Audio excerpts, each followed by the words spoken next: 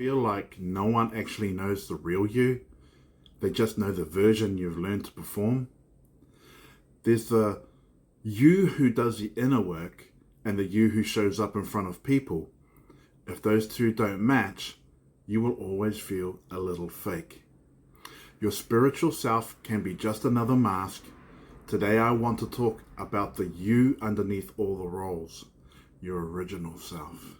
Hey beautiful soul, welcome back to the channel. Today we're diving into a really tender and powerful topic. What it actually means to live as your authentic self and to let yourself be seen as the real you.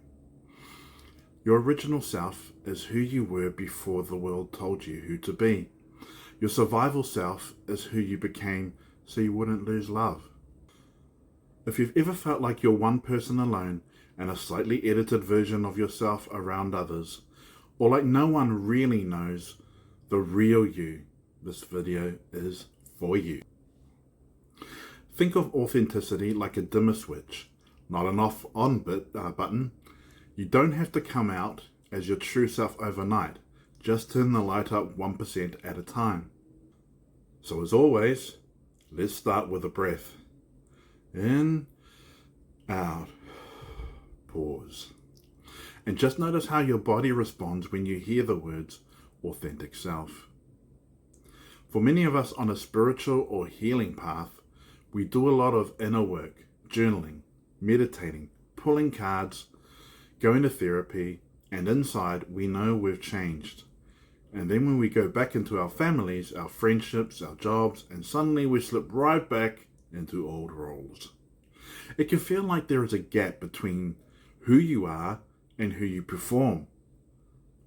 Today I want to talk about why that happens and how to gently start closing that gap. Let's start with two really important concepts: your original self and your survival self. Your original self is who you were before the world told you who to be. It's your natural essence, your curiosity, your weirdness, your sensitivity, your creativity, your way of seeing the world. It's the part of you that feels most like home when you let it out. Your survival self is the version of you that developed to keep you safe, loved, and accepted. It's made up of roles and masks: the good one, the achiever, the fixer, the chill one, the spiritual one who never gets angry, the one who always has it together. Your survival self is not the villain. It formed for a reason.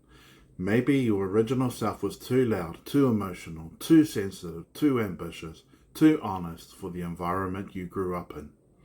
So you learned to dial parts of yourself down and dial other parts up. Maybe as a child, when you expressed a need or a boundary, you were shut down or shamed. Maybe when you were your bright, authentic self, you got mocked or rejected. So a part of you said, okay, that's not safe, let's try something else. Over time, that something else, that survival self, became how you met the world. On the outside, it might look successful. You might be liked, helpful, spiritual, productive, adaptable. But on the inside, you can feel like you're living slightly off-center from your own life. You might recognize some of these signs. You leave social situations feeling drained or with a social hangover because you've been performing instead of just being. You overthink what you've said or what you posted, and you constantly edit yourself. Different groups bring out different versions of you, and you're not sure which one is the real one. There's a quiet grief or frustration, like no one really knows me. If that's landing, I want you to hear this. Nothing is wrong with you. You adapted to stay safe, and now your soul is asking for something more honest. So how do we start living more authentically and letting ourselves be seen? We're not going to rip the mask off in one go. That can feel too violent to the nervous system. Instead, we're going to think in terms of gentle de-armoring. The first step is awareness. Start noticing when your survival self takes over. You might hear it in your voice. Maybe it goes a bit higher or more polished. You might feel it in your body. Your chest tightens. Your shoulders lift. Your breath gets shallow. You might notice that you're agreeing with things you don't actually agree with. Nodding along, making yourself smaller. You don't have to change it immediately. Just notice. This is my survival self trying to keep me safe. The second step is to make contact with your original self. Think back to a time, maybe in childhood, maybe in private moments, where you felt the most like you. What were you doing? How did you express yourself? Were you creative, curious, playful, deep? What parts of you have you put away in order to be acceptable? You might even want to journal on questions like, if I wasn't afraid of being judged or rejected, how would I show up differently? What am I constantly holding back about who I am? Your original self is still there. It doesn't disappear. It just goes into hiding. The third step is what I call micro-authenticity. You'll like this. We often think authenticity has to be huge and dramatic. Quit the job, leave the relationship, change your entire life overnight. Sometimes it happens, but often that's not where we start. Micro-authenticity means choosing one small way each day to be 1% more honest, 1% more you. That could look like saying your true opinion in a conversation where you'd usually just nod along, wearing something that feels more like you instead of what you think you're supposed to wear, admitting, actually, I'm not okay, when someone you trust asks how you are, sharing a little more of your real personality online instead of only the polished, spiritual, or acceptable version. These tiny acts send a signal to your system. It's safe to bring more of me into the room. And if you will, drop in comments one small way you're going to be 1% more you this week. It can be tiny. Naming it out loud is already an act of authenticity. The fourth step is to notice what happens in your body when you let yourself be seen.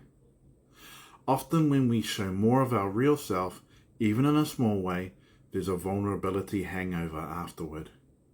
Your heart might race, your mind might start replaying everything you said. You might feel the urge to delete the message and retract the truth or go back to pretending. In those moments, don't abandon yourself. Place a hand on your heart, your belly or your chest and say something like, I know you feel exposed right now. I know this is new, but you didn't do anything wrong. You were just being real. The goal is not to never feel fear or vulnerability. The goal is to stay with yourself through those feelings instead of running back to your mask. Please. The fifth step is being intentional about where you practice authenticity. Not everyone has earned the right to see the deepest parts of you. You don't owe your rawest truth to every stranger or every person from your past. You're allowed to choose safe spaces and safe people to practice with first. That's the micro-authenticity. Think of it like opening the dimmer switch instead of flipping the light fully on, okay? Just dimming it a little bit. Start where there's at least some level of safety, a friend who gets you, an online space that feels aligned, time with yourself on camera or in your journal. As you build that muscle, you can start bringing more of that same self into other areas, your work, your content, your relationships. Over time, something really beautiful happens. You begin to feel less split. You don't have to keep track of which version of you're being. Your inner world and outer expression start to match more closely. And that sense of no one really knows me begins to soften. Because you know you, and you're letting more of that truth leak into your life. Will everyone like the real you? Probably not. Some people are very attached to the role you've always played for them. Be aware of that. But the people who are meant for you, the ones who truly resonate with your frequency, can only find you when you're actually being you. Let's do a short practice together to close this out. If it feels okay, gently close your eyes. Take a slow breath in and out. Bring to mind an area of your life where you feel the most like you're still performing.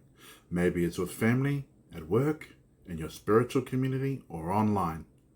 Now imagine your original self, that truest version of you, standing just behind your shoulder. They may look like you at a younger age, or a more expanded, radiant version of you. Notice their energy. Notice how it feels to be near them. Ask them quietly, what is one small way I could let more of you be seen this week? And just notice the first thing that comes to mind. Don't overthink it. Maybe it's a conversation you need to have. Maybe it's a truth you need to admit to yourself. Maybe it's a creative expression you've been hiding. Whatever it is, just acknowledge it. And now, silently or out loud, say to that original self, I'm ready to stop hiding you. We'll go at our own pace, but I won't keep abandoning you, who you really are. When you're ready, gently open your eyes. If this video resonated with you, I'd love to hear from you in the comments.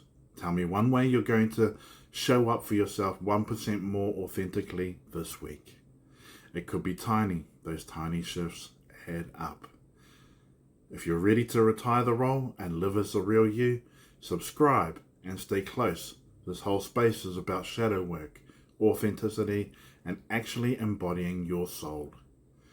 And turn on the notifications so you don't miss future videos. Thank you for being here. Thank you for being brave enough to be you. And I'll see you in the next one. Love you. Kia ora.